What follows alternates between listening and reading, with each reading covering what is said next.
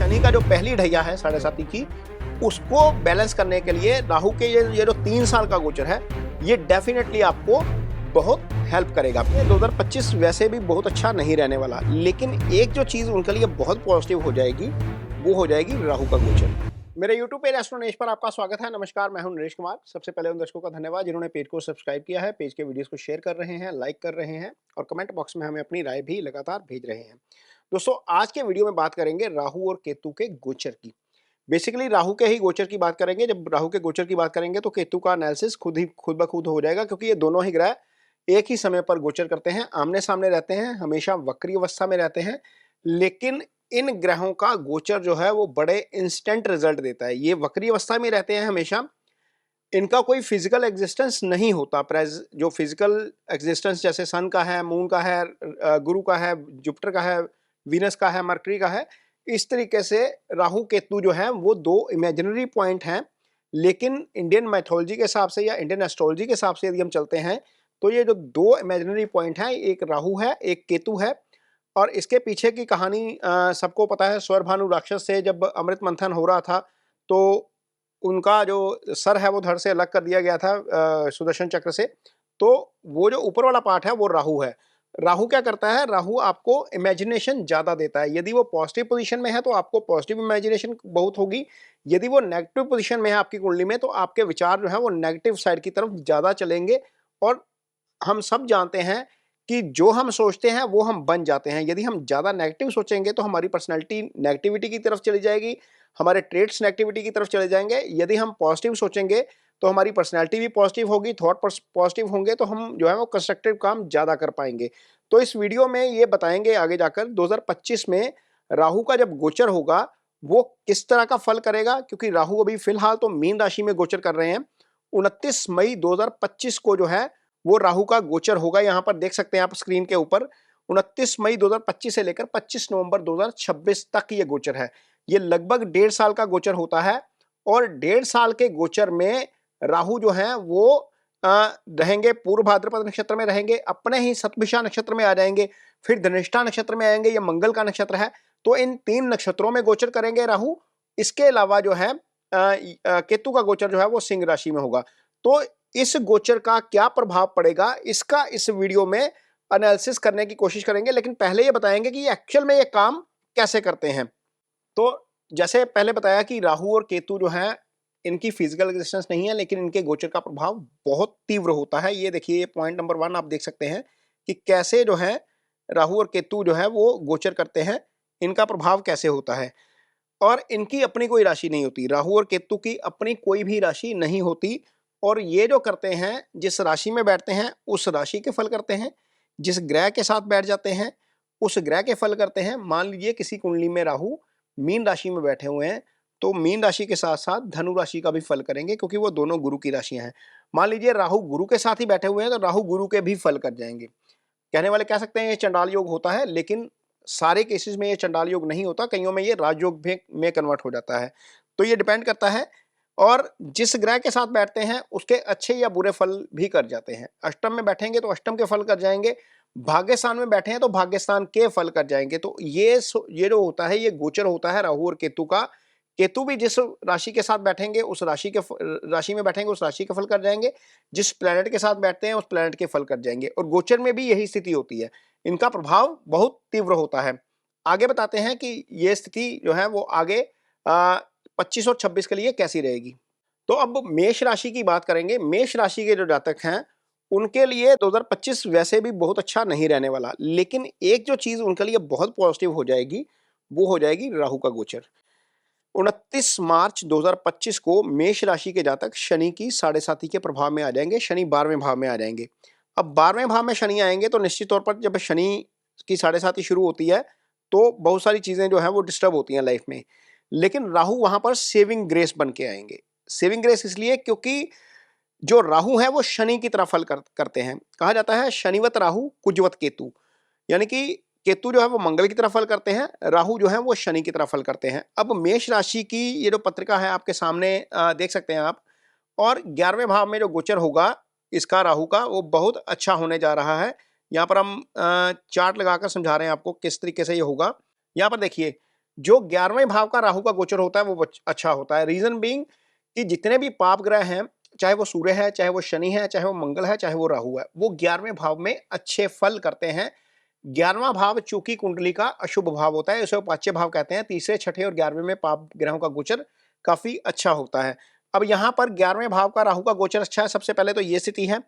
यहां पर आकर करेंगे क्या? 11वां भाव क्या होता है? 11वां भाव आपकी प्रमोशन का भाव होता है। 10वें से हम कर्म करते हैं, 11वें भाव से हम उसका फल देखते हैं। जब 11वें भाव का फल आपके लिए अच्छा हो जाएगा, 12वें भाव में शनि अपना कर्म करेंगे, वहां पर जो उनको प्रभाव डालना है साढ़े साथी का वो करेंगे, लेकिन राहु यहां पर उस चीज को बैलेंस कर जाएंगे। यदि प्रमोशन पेंडिंग है तो प्रमोशन मिल सकती है आपको इस अवधि के दौरान। यदि आपका कोई आय के नए साधन आप खोजना चाहते हैं, कोई नई एडिशन आती है दिमाग में, तो नया बिजनेस शुरू कर सकते हैं। वहां पर आपको आय में वृद्धि हो सकती है, क्योंकि 11th यहां पर जो है वो एक्टिव हो जाएगा। यहां से 11वें भाव से सामाजिक प्रतिष्ठा देखी जाती है। बहुत से लोग हैं जो चुनाव में जाते हैं, कोई म्युनिसिपल कॉर्पोरेशन के चुनाव में जा रहा है, कोई विधानसभा के चुनाव में जा रहा है, कोई लोकसभा के चुनाव में जा रहा है। इवन कई लोग अपने जो इन हाउसेस जो सोसाइटीज होती हैं उनके चुनाव करते हैं। जितने भी लोग पोजीशन के लिए जो है वो जिनको तलाश है कि पोजीशन उनको मिलनी चाहिए, कोई सामाजिक प्रतिष्ठा जिनकी बढ़नी चाहिए, उनके लिए ये राहु का गोचर अच्छा हो जाएगा। तो यहां पर राहु जो है वो आय के नए साधन पैदा कर सकते हैं, और राहु यहां पर आपको 11th भाव के अच्छे फल दे सकते हैं। अब यहां पर देखिए, ये कुंडली आपके जो सामने लगी हुई है, जो आप पीछे देख रहे हैं, यहां पर राहु देखिए 11वें भाव में है। राहु की 3 दृष्टियां होती हैं। राहु 5वीं दृष्टि, 7वीं दृष्टि और 9वीं दृष्टि से देखते हैं। अब यहां पर राहु बैठे शनि की राशि में, शनि के फल करेंगे। निश्चित तौर पर शनि की राशि दशम भाव में भी है, तो दशम भाव के भी फल कर जाएंगे गोचर में। तो गोचर का जो फल है दशम और 11वें का मिलेगा मेष राशि के जातकों को। अब यहां से राहु देखिए, देखेंगे तीसरे भाव को। तीसरे भाव में गुरु ऑलरेडी यहां पर पड़े हुए हैं। अब गुरु जो है वो भी म्यूचुअल एस्पेक्ट के साथ देख रहे हैं। राहु गुरु को देखेंगे, गुरु राहु को देख रहे हैं। देखिए दोनों की दृष्टि आपस में जो है वो मिल रही है एक तरीके से, ये दोनों ही भाव एक्टिव हो जाएंगे। इसका मतलब यह है कि 11वें के तो फल मिलेंगे मिलेंगे आपको, लेकिन तीसरे के भी फल मिल जाएंगे। तीसरा भाव क्या होता है? तीसरा भाव आपके पराक्रम का भाव होता है। राइट शोल्डर का विचार हम जो है वो तीसरे भाव से करते हैं। छोटा भाई तीसरे भाव से देखा जाता है।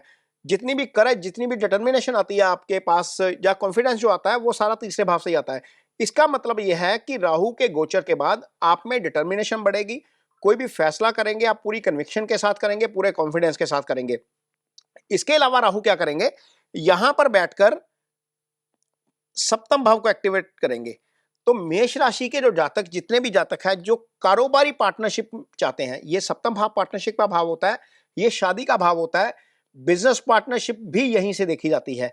इसका कारण यह है कि ये जो भाव होता है ये दशम का दशम होता है, यानी कि दशम भाव से हम कर्म देखते हैं, कर्म का दशम सप्तम होता है। तो वहां से जब हम वहां पर जब राहु और गुरु दोनों की दृष्टि है, गुरु भी यहां पर देखेंगे, तो ये स्थिति आपके लिए इस भाव को एक्टिव करने वाली हो गई।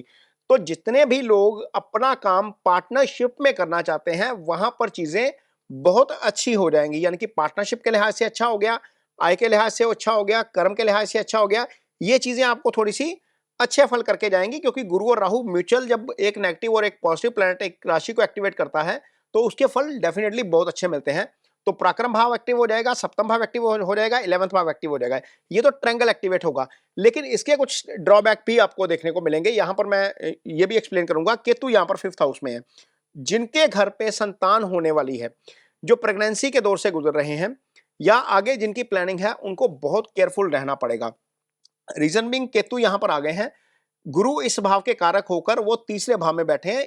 ये अच्छी पोजीशन नहीं है। गुरु का गोचर अच्छा नहीं रहेगा, शनि का गोचर भी अच्छा नहीं रहेगा। शनि इस भाव से अष्टम में गोचर कर रहे हैं। यहां से पंचम से हम काउंट करेंगे तो शनि अष्टम में आ जाएंगे, क्योंकि 12वें में आ जाएंगे। तो जितने लोगों के घर में जिनकी प्लानिंग है आगे जाकर फैमिली प्लानिंग करने की, संतान लेने की प्लानिंग है, उनको थोड़ा सा एक्स्ट्रा केयरफुल रहना पड़ेगा। जिनके यहाँ पर संतान ऑलरेडी है, उनको संतान पक्ष से हो सकता है कि कहीं ना कहीं परेशानी आ जाए। हम देखते हैं कि बच्चे जब टीन एज में पहुंचते हैं तो बहुत सारी चीजें जो हैं वो डिस्टर्ब करती हैं पेरेंट्स को। बच्चों के सवाल डिस्टर्ब करते हैं, बच्चों की बिहेवियर डिस्टर्ब करता है। तो वहां पर आपको खास तौर पर ध्यान रखना होगा। जितने भी मेष राशि के जातक हैं, उनको 5th से संबंधित जो सिग्निफिकेंस है वो थोड़े से उनके डिस्टर्ब हो सकते हैं। केतु क्योंकि यहां पर 5th में अच्छा फल नहीं करेंगे। हाँ, केतु कुल वृद्धि के कारक जरूर कहे गए हैं, लेकिन यहां पर चूंकि शनि अष्टम में आ गए हैं, गुरु तीसरे भाव में चले गए हैं, इसलिए प्रेगनेंसी वाला मामला थोड़ा सा डिस्टर्ब करने वाला हो सकता है। केतु यहां पर बैठे हैं, तो यहां ये देखिए, ये वाला जो 9th हाउस है इसको भी एक्टिव कर रहे हैं। यानी कि यदि आप कहीं पर धार्मिक स्थान पर जाने की प्लानिंग कर रहे हैं, अध्यात्म की तरफ जाने की प्लानिंग कर रहे हैं, केतु वैसे तो अध्यात्म के कारक हैं, लेकिन यहां पर डिस्टर्बेंस हो सकती है। कहीं पर जा रहे हैं आप तो मेक इट श्योर कि आपके डॉक्यूमेंट्स पूरे हों, आपकी गाड़ी जो है वो बिल्कुल फिट हो, नहीं तो रास्ते में दिक्कत आ जाएगी इस अवधि के दौरान, क्योंकि ये 1.5 साल गोचर रहेगा। तो यदि आपने इस 1.5 साल के दौरान कहीं पे धार्मिक यात्रा पे जाना है, कहीं कोई आध्यात्मिक एक्टिविटी में भाग लेना है, तो वहां पर आपको थोड़ा सा ध्यान रखना पड़ेगा। ये मैं इसलिए कह रहा हूं क्योंकि शनि की दशम दृष्टि भी यहां पर आ रही है। तो 2 पाप ग्रहों का प्रभाव आपके भाग्यस्थान के ऊपर रहेगा। तो भाग्यस्थान के ऊपर 2 पाप ग्रहों के प्रभाव का मतलब है कि थोड़ा सा हो सकता है कि आपको एफर्ट्स के मुकाबले उसके रिजल्ट कम मिले। ये आपको थोड़ा सा जरूर देखना पड़ेगा। केतु यहां पर बैठेंगे तो चंद्रमा को भी देखेंगे, आपका जो केतु है वो चंद्रमा को भी देखेगा। तो चंद्रमा के ऊपर जब केतु का प्रभाव पड़ता है, चंद्रमा और राहु जो है केतु और राहु जो है चंद्रमा और सूर्य को ग्रहण लगाते हैं। जब चंद्रमा केतु के प्रभाव में आ जाता है तो मन थोड़ा सा जो है वो व्यथित हो जाता है। यहाँ पर मैं ये इसको रब करके दोबारा एक बार करने की कोशिश करूंगा, क्योंकि ये जो क्लैरिटी है केतु वाली, ये थोड़ी सी ज्यादा आपके लिए क्लैरिटी ज्यादा हो जाए। तो यहाँ पर देखिए जिस तरीके से केतु है, यहाँ पर ये वाला ट्रायंगल जो है वो एक्टिवेट हो जाएगा। एक ट्रायंगल आपका ये वाला एक्टिवेट होगा 11, 3 और 7 का, एक राशि का, पंचम का और 9th का, ये 2 ट्रायंगल एक्टिवेट होंगे। और दोनों ही ट्रायंगल का एक्टिवेट होना मींस कुछ चीजें जो है वो बहुत पॉजिटिव हो जाएंगी। शनि का जो प्रभाव है, यानी कि जो 7.5 का पहला फेज है उसका प्रभाव है, वो रहेगा आपके ऊपर फरवरी 2028 तक। लेकिन इस बीच नवंबर 2026 तक राहु उसको बैलेंस करने की कोशिश करेंगे। हालांकि राहु उसके बाद भी जब आएंगे तो आपके दशम में ही आएंगे, तो वो गोचर जो है वो बैलेंस हो जाएगा। शनि का जो पहली ढैया है 7.5 की, उसको बैलेंस करने के लिए राहु के ये जो 3 साल का गोचर है, ये डेफिनेटली आपको बहुत हेल्प करेगा। तो यदि आपकी कुंडली में राहु खराब है, क्योंकि बहुत सारे लोगों की कुंडली में राहु की पोजीशन खराब भी होती है, तो आपको क्या करना चाहिए, घर में जो भी सफाई कर्मचारी आ रहा है, जो आपका सुबह हम जो घर का कचरा होता है, जो जो जो उसको लेने आता है सफाई कर्मचारी, उसको जो है वो खाना खिलाएं। वो आपके लिए बहुत अच्छी रेमेडी है। यदि आप वैष्णो देवी माँ के दर्शन के लिए जाते हैं तो भैरव के दर्शन जरूर कीजिए। भैरव की पूजा करना राहु का बहुत अच्छा उपाय होता है। जो सफाई कर्मचारी होते हैं उनको उनकी सेवा करना बहुत अच्छा उपाय होता है। यदि आपके यहाँ पर कोई कुष्ठ आश्रम है या अंध आश्रम है, वहां पर जाकर सेवा कर सकते हैं, तो वो भी राहु की बहुत अच्छी रेमेडी है। राहु की रेमेडी के तौर पर आप ये चारों चीजें कर सकते हैं। इससे निश्चित तौर पर आपको बहुत उसका फायदा होगा। ये वीडियो कैसा लगा आपको, जाते जाते मुझे कमेंट बॉक्स में अपनी राय जरूर दीजिएगा। ये एक नया एक्सपेरिमेंट हम कर रहे हैं, जो स्क्रीन आपके सामने पीछे चल रही है, इसको साथ साथ कोशिश की है कि हम साथ साथ चले भी और आपको इसका थोड़ा सा आइडिया भी हो कि ये काम कैसे करेगा, ताकि कहीं कोई कंफ्यूजन वाली स्थिति ना रहे। क्योंकि बहुत सारी वीडियोस हैं जहां पर राहु के गोचर को अपने तरीके से बताया जाएगा, एक्सप्लेन किया जाएगा, लेकिन उसको चार्ट के ऊपर लाकर हो सकता है बहुत सारे एस्ट्रोलॉजर ना बताएं आपको। तो यहाँ पर बिल्कुल क्लियर कट आपके सामने स्क्रीन के ऊपर, आपकी राशि के ऊपर, आपके चार्ट के ऊपर बिल्कुल हमने ये समझाने की कोशिश की है। उम्मीद करते हैं कि ये वीडियो आपको पसंद आएगा। इसके साथ ही मुझे दीजिए इजाजत। नमस्कार।